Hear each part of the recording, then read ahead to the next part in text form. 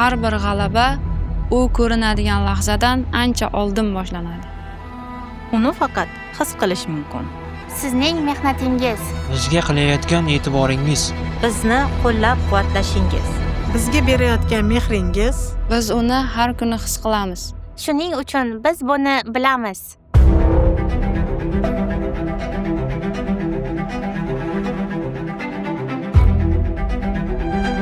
Men To'rabek Nazarqulov Parakanoida eshak ish bo'yicha jahon chempionatining sovrindoriman.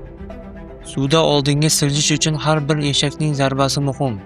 Sportdagi yo'limda sizni qo'llab-quvvatlashingiz menga ana shunday kuch beradi.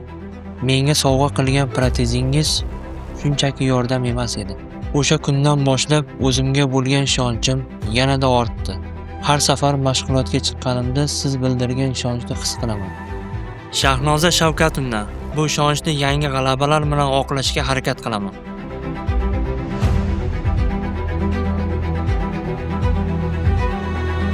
Men Nurxon Qurbonova, Parij Paralimpiya o'yinlari chempioniman. Parij Paralimpiya o'yinlarida birinchi bahsimda yutqizib qo'yib, bronza medalni qo'lga kiritganimda juda ham tushkunlikka tushib qoldim.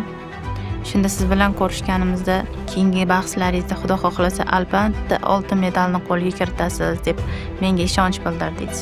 Sizni menga bildirgan ishonchingiz quloqlarimda qoldi va musobaqa jarayonida menga katta kuch berdi.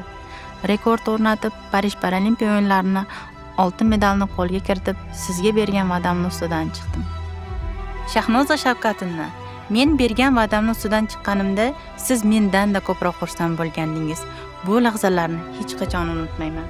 Men Asila Mirzayorova, Parij Paralimpiya o'yinlarining chempioniman. Paralimpiya o'yinlaridan oldin uchrashganimizda siz "Men ham boraman, sizlarni oldingizda turaman" degandingiz. Musobaqa davomida ham natijalarimizni kuzatib, doim biz bilan aloqada bo'lgansiz. Hatto menga yuborgan ovozli xabaringizni eshitganimda, bu menga yana ham kuch va ishonch berdi. Men har doim sizni menga o'z singlizdek munosabat bildirishingizni his qilaman. Shahnoza Shavkatovna, Parijda yuborgan o'sha ovozli xabaringiz menga haligacha kuch beradi. Men Uljon Amriyeva para-dzyudo bo'yicha jahon chempioniman. 2025-yilda bo'lib o'tgan jahon chempionatida tarixiy g'alaba bilan qaytdim. O'shanda para-dzyudo bo'yicha ayollar o'rtasida ilk jahon chempioniga aylandim. Siz bilan uchrashuvimiz aynan mening tug'ilgan kunimga to'g'ri kelgandi. Tarixiy yutuq keldingiz. Siz birinchi marta para-dzyudoda ayol kishi yutganini bilasizmi? O'zbekiston uchun, hamma uchun katta yutuq. Shahnoza Shavkatovna, menga bildirgan ishonchingizni yangi g'alabalar bilan oqlashga harakat qilaman. Men Go'zal Ishmirzayevani ayasiman. Qizimiz Surda Olimpiya chempioni bo'lganida Shahnoza Shavkatovna o'zlari shaxsan tabriklaganlar. Keyinroq qizimiz Go'zal betob bo'lib qoldilar. Mashg'ulotlar va musobaqalarga bora olmay qoldi va qattiq tushkunlikka tushdi. Shunda ham Shahnoza Shavkatovna e'tibor ko'rsatib, qizimiz Go'zalni qo'llab-quvvatlaganlar. Go'zal qizimiz bundan ta'sirlanib, rosa yig'lagan va "Ayajon, meni unutishmabdi. Men yana qaytaman va O'zbekiston bayrog'ini yuqoriga yana ko'tarishga va'da beraman" degan.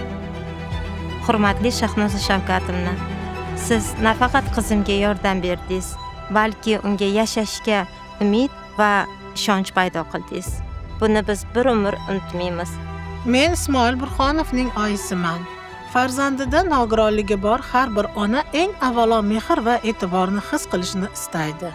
Shahnoza Shavkatovna, sizning ijtimoiy himoya sohasida qilayotgan ishlaringiz tufayli biz kabi minglab oilalar o'zini yolg'iz his qilmaydi.